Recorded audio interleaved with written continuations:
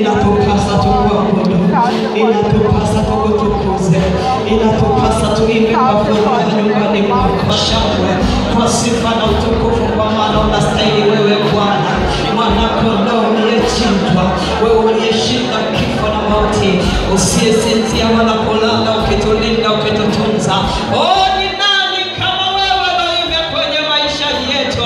Uhimidiwe na utukuzwe Mungu wetu na Baba yetu katika jina lako. Neema na kibali cha kuingia nyumbani mwako. Pokea heshima na adhama kwa ajili ya ibada hii nzima. Zibua masikio yetu yakasikia neno lako. Fungua fahamu zetu zikapate kusikia, lakini na akili zikapate kuelewa, ili Bwana tukapate kuliweka neno lako ndani yetu, ili Mungu tusikutende dhambi, ili Mungu tuendelee kukua ndani yako na wewe ndani yetu, maana neno lako limesema tukikaa ndani yako ndipo tutakapozaa sana. Tusaidie Mungu hata katika udhaifu wetu, katika jina lako Yesu Kristo.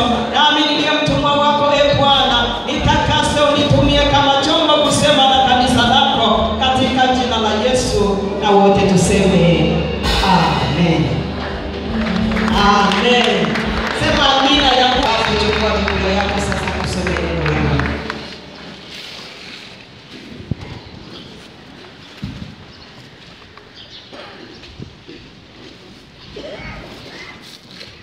Waraka wa kwanza wa Yohana, mlango wa 3 mstari wa kwanza hadi wa 3. Waraka wa kwanza wa Yohana, mlango wa 3 mstari wa kwanza hadi wa 3. Neno la Mungu linasema, tazameni ni pendo la namna gani alilotupa Baba, kwamba tuitwe wana wa Mungu, na ndivyo tulivyo. Kwa sababu hii ulimwengu haututambui, kwa kuwa haukumtambua yeye. Wapenzi, sasa tu wana wa Mungu, wala haijadhihirika bado tutakavyokuwa, lakini twajua ya kuwa atakapodhihirishwa tutafanana naye, kwa maana tutamwona kama alivyo.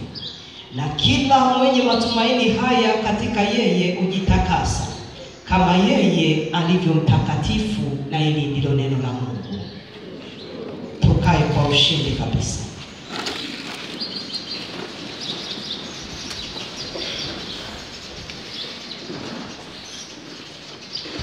Wazo kuu linalotuongoza katika somo hili na katika juma hili linasema, mpigieni Bwana kelele za shangwe.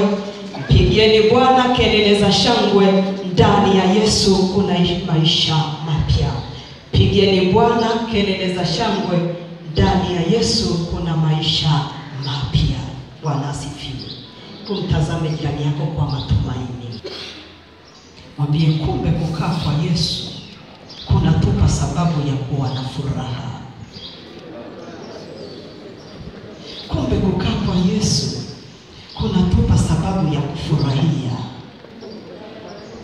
Bwana asifiwe. Kukaa ndani ya Kristo kunatufanya kuishi kwa matumaini. Kukaa ndani ya Kristo kunatufanya kuishi pasipo na hofu, pasipo na mashaka. Maisha mapya ndani ya Yesu. Kumbe tukiwa nje ya Yesu tunaishi maisha ya zamani. Mtazame jirani yako, usimwambie chochote, alafu rudi. Umemwonaje? Anaishi mapya, anaishi ya zamani? Bwana asifiwe.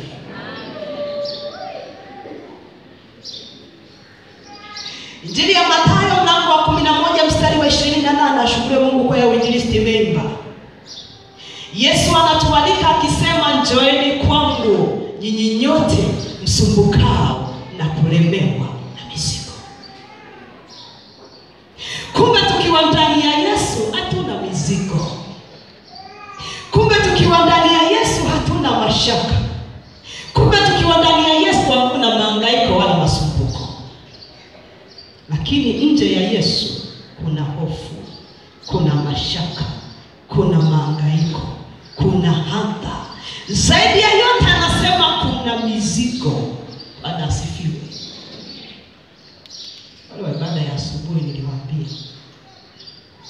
kwa wale ambao waliishi vijijini enzi hizo. Vijiji navyo siku hizi vimebadilika. Enzi zile tulifunga na mizigo ya kuni tukabeba kichwani. Enzi zile ilikuwa ajabu, mtoto wa miaka 6-7 anabeba dumu la lita 20 la maji kichwani. Nyinyi hamjabeba. Ukikutana naye shingo imepinda namna hii, anaomba nafika nyumbani saa ngapi nitoe mzigo. Kwa nini? Sipo. Kwa nini? Lile dumu linazidi umri wake.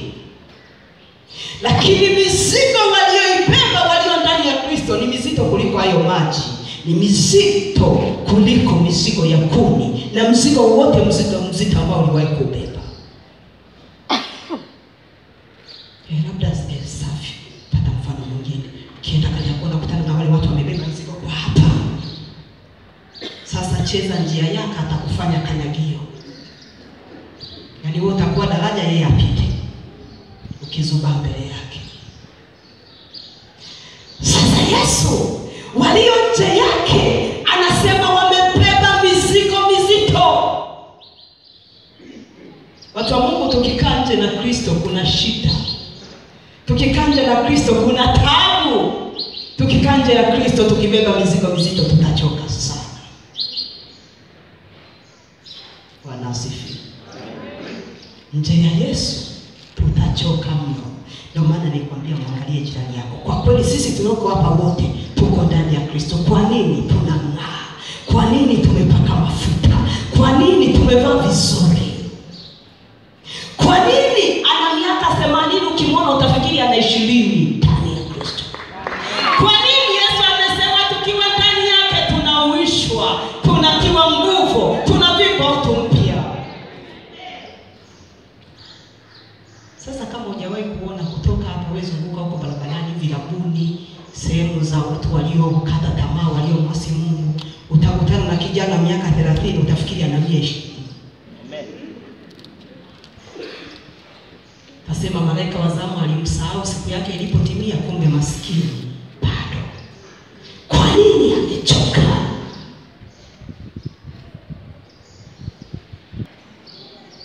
Kile kuna mahali ukifika unakutana na kijana ana nywele kama zinataka kupaa, lakini ndivyo alivyo.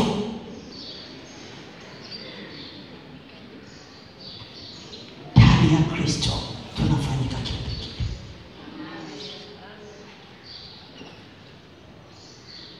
Sikubali kucheza mbali. Kuna watoto wana tabia za kucheza mbali na nyumbani. Usikubali kucheza mbali na Kristo. Ukijikuta ghafla bahati mbaya umeruka umecheza mbali, kimbia, rudi. Amen. Kwa nini? Nje kuna mbwa mwitu, lakini kwa Kristo uko uzima, liko tumaini. Amen. Tulipoanza ibada tulifungua na Zaburi ya 36. Tumesoma mstari wa 5, wa 6 na wa 7. Tunga Zaburi amesema mambo matatu katika mistari ile ya nguvu kwa ajili ya yule aishie ndani ya Kristo. Jambo la kwanza, mtunga Zaburi anasema mtu huyo anafadhiliwa na Mungu. Hebu jisemee, fadhiliwa na Mungu. Kwa furaha na imani na ushindi kabisa, nafadhiliwa na Mungu.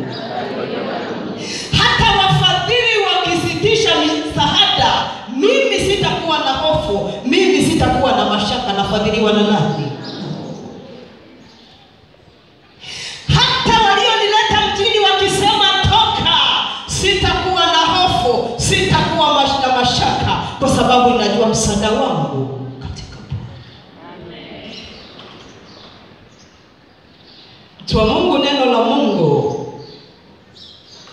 linapozungumza kwa habari ya fadhili za Mungu, ni zaidi ya wema wa Mungu, ni zaidi ya ukarimu wa Mungu anaotupa kila wakati. Fadhili za Mungu anazozitamka mtunga Zaburi, pamoja na wema wa Mungu kwetu, pamoja na ukarimu wa Mungu kwetu, pia ni upendo wa Mungu usioelezeka. Yaani Mungu hapo ulipa na kupenda isivyoelezeka. Wanasifiwe. Inawezekana katika familia unayoishi unaitwa majina mengi ya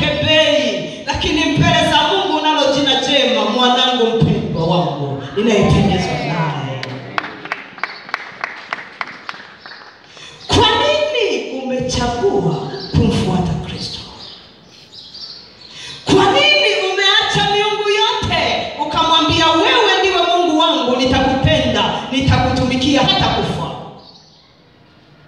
Na yeye anasema kwa sababu hiyo mimi nitakuwa mfadhili wa maisha yako.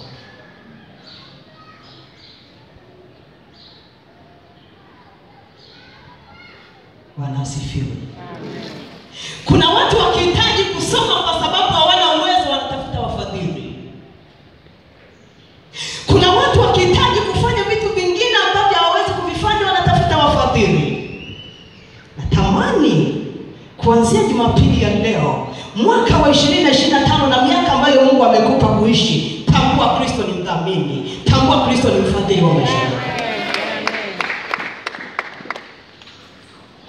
Katikati ya mazingira magumu atainua msaada.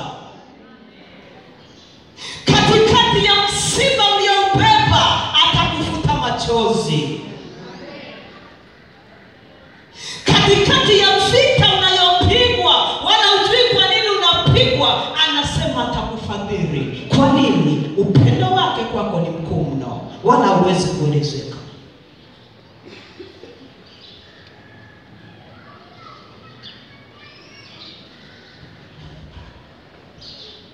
Katika kukufadhili ni fadhili ambazo Mungu atahakikisha anasimama kukusaidia wakati wote. Katika baba kuwafadhili watoto wake, anasema ana uvumilivu ndani yake. Inawezekana hata hapo ulipo ni kwa sababu Mungu anakuvumilia. Mbaja akaimba akasema, sikustahili jambo hili, nimelipata bure. Inawezekana hata hivyo ulivyo au stahili, ila ni kwa sababu Mungu ameamua kukufadhili. Lakini ndani ya fadhili za Mungu uko wokovu. Ndani ya fadhili za Mungu kuna kutoa ama kukupa yale unayoomba.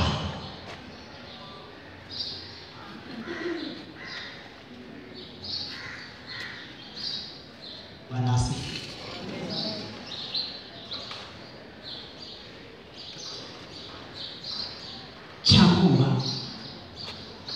Chagua hivi leo kuacha yote kumfuata Kristo.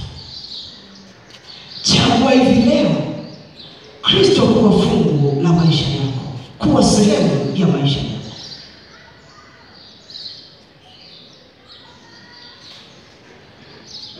Jambo la pili, mtunga Zaburi anasema kuna uaminifu wa Mungu. Uaminifu wa Mungu. Zaburi ya 8 katika mstari yake anazungumzia utukufu wa Mungu ulivyo juu ya watu wake.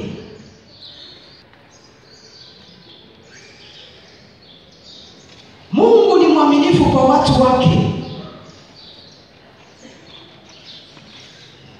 Injili ya Yohana mlango wa 6 mstari wa 37 anasema, wote alipao Baba watakuja kwangu, wala yeyote ajaye kwangu sitamtupa nje kamwe. Wote alionipa Baba ni wa kwangu, na yeyote anijiaye ni ahadi sitamtupa nje kamwe. Anaahidi uaminifu. Ijapokuwa utapita majira ya njaa, lakini hatakusahau kamwe. Japokuwa kuna mazingira utasingiziwa, lakini hatakusahau kamwe. Kuna majira utakupigwa na machozi, lakini anaahidi yeye ni mwaminifu, hatakusahau kamwe. Bwana asifiwe. Hata unapopita, bado ni ahadi ya Mungu na ahadi yake imethibitishwa. Bwana anaahidi hatakusahau kamwe. Inawezekana ni kijana umefika mahali umezunguka hapo muda mrefu, mkono wa Bwana uko juu yako, jicho la Bwana linakutazama, neema ya Bwana iko juu yako. Bwana anakujilia, Bwana akakushike mkono, Bwana akakuvushe, Bwana asikusahau kamwe.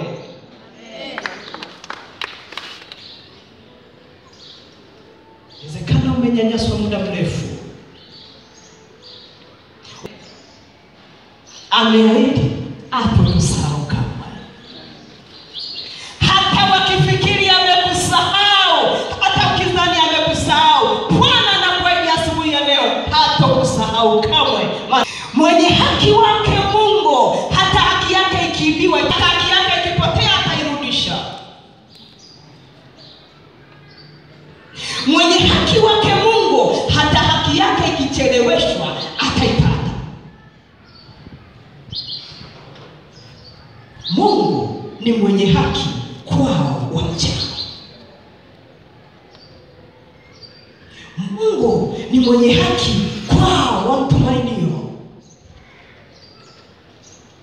Inawezekana umepita majira marefu ya kunyimwa haki. Kuna watu wamenyimwa haki zao wanazostahili. Asubuhi ya leo Bwana apite mahali ambako haki zako zimezuiliwa. Apite maeneo ambayo haki yako imeshikiliwa. Bwana akupe haki yako. Kwa nini? Haki ya mwenye haki wa Mungu haitoibiwa. Kuna watu wametembelea kwenye haki za watu wengine. Kuna watu wameneemeka kwenye neema za watu wengine. Inawezekana hata unapita mazingira hayo kwa sababu kuna mahali haki yako imeshikiliwa. Natamani asubuhi ya leo upaze sauti, upige kelele kama Yesu alivyoshinda kifo na mauti siku ile ya tatu. Na leo ni siku ya Bwana ya tatu baada ya Pasaka. Siku ya leo kila mlango uliofungwa ukafunguliwe. Kila haki iliyonyang'anywa ikarejeshwe. Kila haki iliyoibiwa ikarudishwe. Na kila watesi waliokuzunguka wakapigwa wakatoweshwa katika jina la Yesu. Kwa nini? Ifike mahali Mungu ajidhihirishe. Ifike mahali wajue Mungu wako ni nani.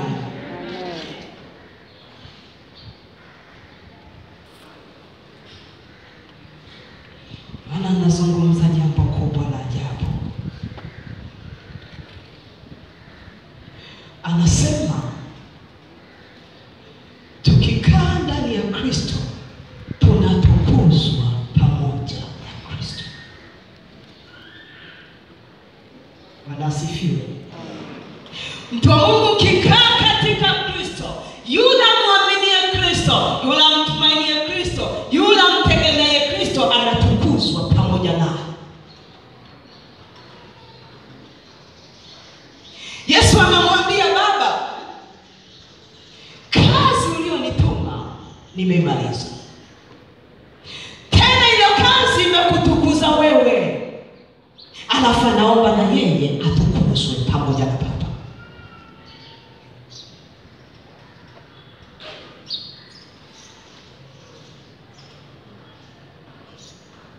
Jambo la kwanza katika kutukuzwa pamoja na Mungu, Yesu anatumwa kufanya kazi. Na hapa tunaona anatoa taarifa, kazi nimeifanya. Wanasifiwa. Watu wa Mungu, tufanye kazi. Nimesema tukafanye kazi. Ukifanya kazi itakupa heshima. Ukifanya kazi itakutukuza. Ukifanya kazi itakupa chakula. Ukifanya kazi itakupa ada ya wanao.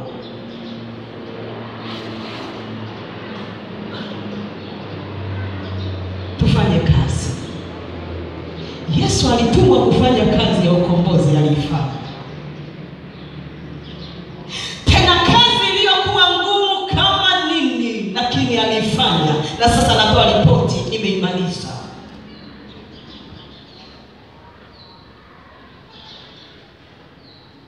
Kuna mwingine akikutana na changamoto anakimbia.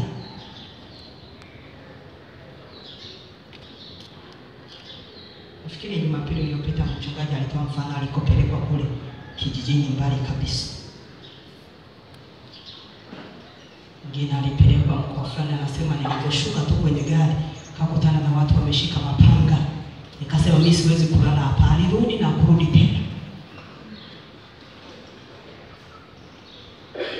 Anasifiwa. Inawezekana kazi unayoifanya iko kwenye mazingira magumu, lakini Yesu alivishinda vikwazo vyote akaimaliza kazi. Niseme na vijana, Yesu wakati anaondoka ulimwenguni anasema tujipe moyo. Yaani wakati mwingine mazingira ni magumu, wakati mwingine ambao ulitegemea kushika mkono ndio wanao kunyanyasa, ambao ulifikiri atakusaidia na anakuwa wa kwanza kukukandamiza. Usikate tamaa, fanya hata hicho kidogo unachoweza kufanya. Tusikubali kukaa bure, tufanye kazi. Tukifanya kazi itamtukuza Baba na Baba atatukuza sisi. Nimwambia wale wa asubuhi wa baba, nendeni mkafanye kazi, muache kubeti ili wake zenu wamtukuze Mungu na nyinyi mkatukuzwe. Wamama wa baba, tukafanye kazi ili watoto wetu wasome wamtukuze Mungu na sisi tukatukuzwe.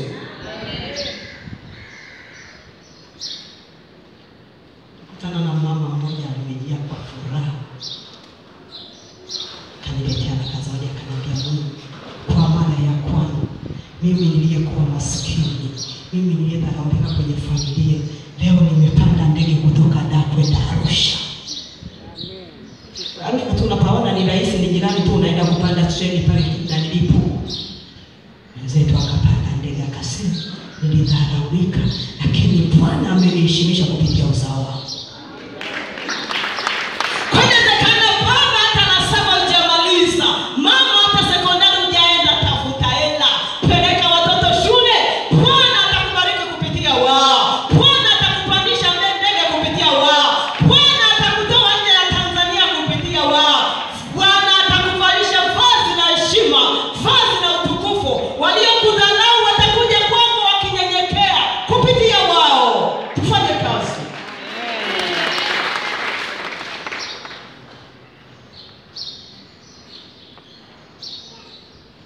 Vijana wenzangu, tuache kubeti, tufanye kazi. Tukikaa sisi vijana tulioko huko mtaani, tusioenda Dodoma, tusioenda Posta, ukitukuta tunasema, yani tunaangalia yale magorofa, tunatamani tukajiriwe kwenye yale magorofa.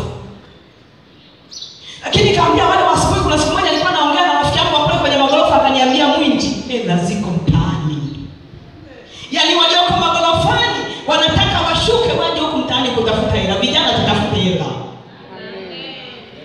Kwa nini? Itatupa heshima. Hujawahi kuona, nimtolee mfano yule rafiki yangu pale akavaa koti, hebu simama rafiki yangu. Yaani kijana, hivyo hamjaona vijana wenzangu? Hamjakutana na vijana kama sisi? Yaani na nyinyi mpo, lakini miongoni mwenu tu mmoja fulani, ana mzee fulani ndio mzee fulani ndio baba. Akiingia kanisani anapewa kiti cha mbele. Akialikuwa kwenye kundi la ruhusa anapewa kiti cha mbele. Kikiitwa kiti cha familia anapewa kiti cha mbele. Anaitwa mzee na wazee wote wanaitwa nyuma. Mzee fulani, mzee fulani. Nini? Iko heshima. Iko nguvu. Amemtukuza Baba. Yesu anasema, wao walionituma kwao kazi nimefanya. Wao ni wa kwangu na wao ni wa kwako, kwa sababu wale wangu ni wa kwako. Nami nitatukuzwa ndani yao. Yesu Kristo akitukuzwa ndani yako huwezi kudharaulika. Yesu akitukuzwa ndani yako huwezi kuishi maisha ya aibu. Yesu akitukuzwa ndani yako lazima kutukuze na wewe, ili wote tumtukuze Mungu. Tufanye kazi. Yaani hela haiko Posta, iko huko kipunguni.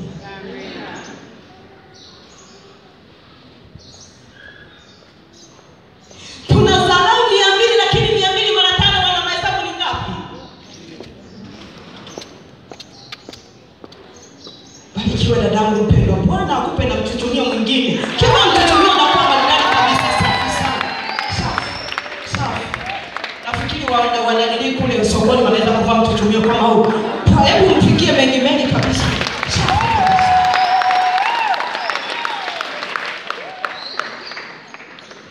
Jambo la pili, kazi unayoifanya mtu wa Mungu imtukuze Mungu. Kuna watu wamefanya kazi mpaka wanazeeka, hata kibanda cha chumba kimoja hana. Hii haitukuze Mungu. Kuna watu wamefanya kazi, matunda na jasho la kazi zao wamefaidi makahaba. Hii haitukuze Mungu. Kuna watu wanafanya kazi, faida na pili za faida ziko baa. Hii haitukuze Mungu. Fanya kazi, mtukuze Mungu.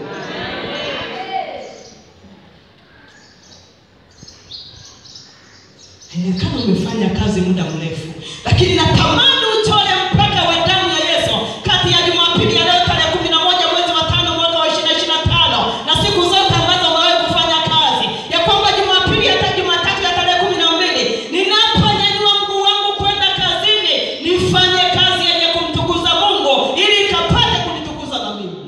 Amen. Kazi kupe faida. Kazi badilishe maisha yako.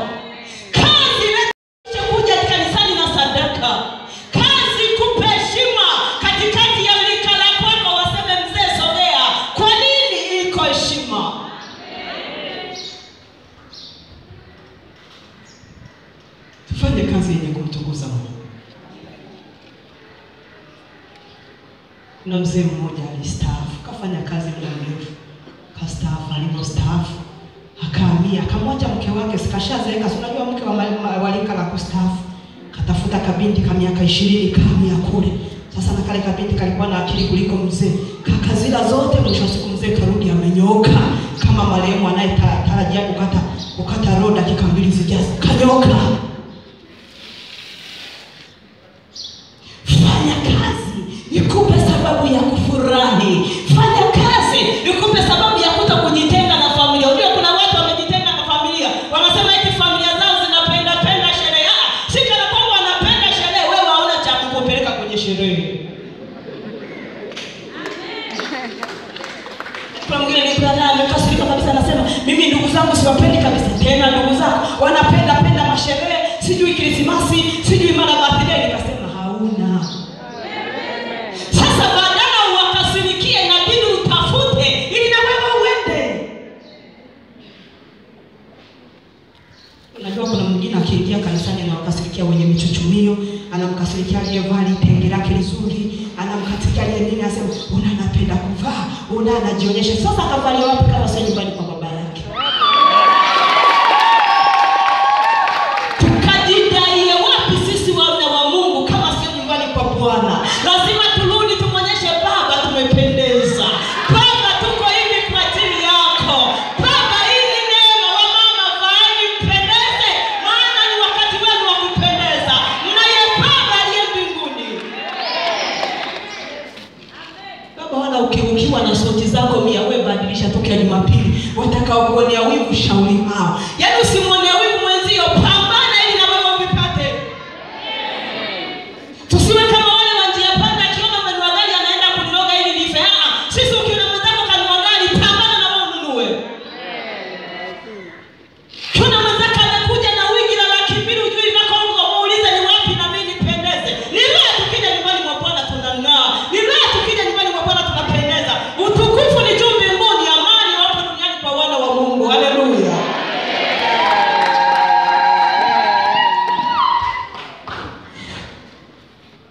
Maisha yetu yamtukuze Mungu.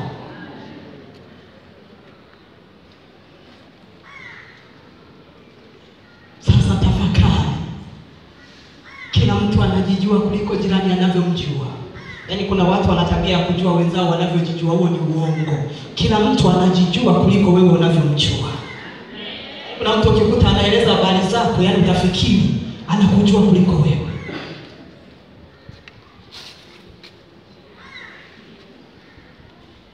Tafakari maisha yako inamtukuza Mungu kiasi gani? Watu waliokuzunguka wanamtukuza Mungu kiasi gani kwa ajili yako? Inawezekana Mungu amekupa neema, akakupa nafasi kidogo tu hapo ofisini uwe kiongozi, lakini unatumia kama fimbo ya kuwanyanyasa wengine.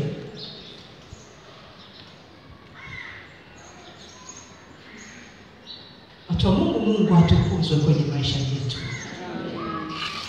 Tutafakari ni wapi tulipochelewa.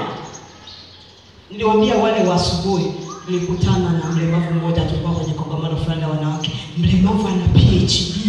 Nikajitazama nikasema hivi, mlemavu mzima ana PhD.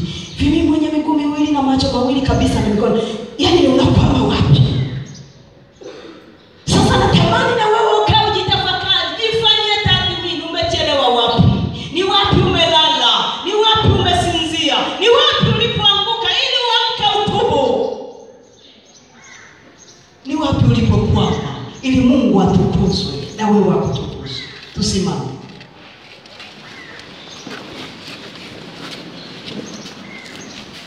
Bwana sikia kwamba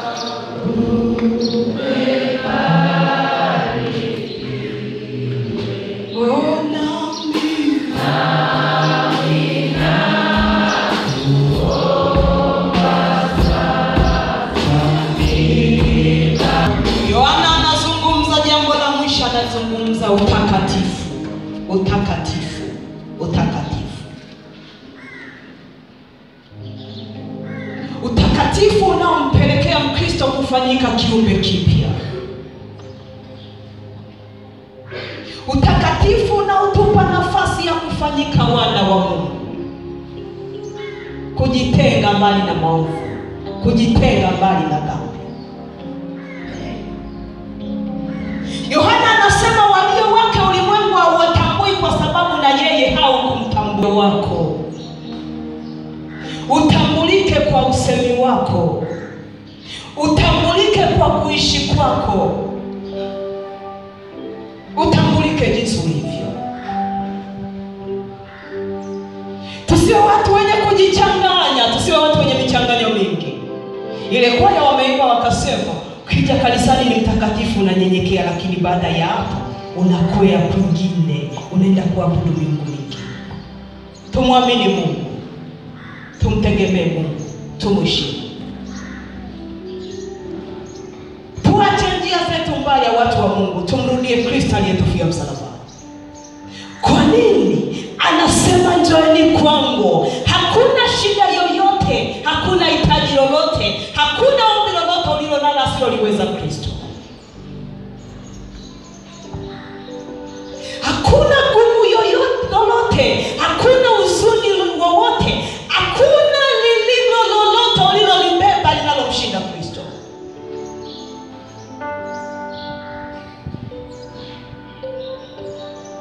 Tusiwe kama wengine, tusiishi kama wengine, bali tuwe kielelezo cha Kristo. Na mimi ndio Bwana.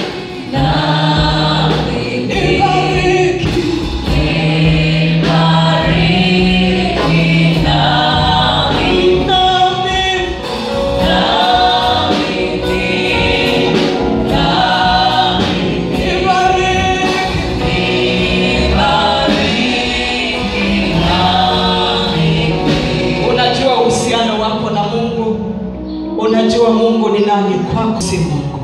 Kama unajua uko karibu na Mungu, mwambie Mungu akuvute karibu. Mungu akusogeze karibu. Mwimbaji mmoja kaimba akasema, vuta nivute nisogee. Mungu akuvute usogee, ukae na yeye. Seme, Bwana Yesu, tumekutumaini, tusiaibike.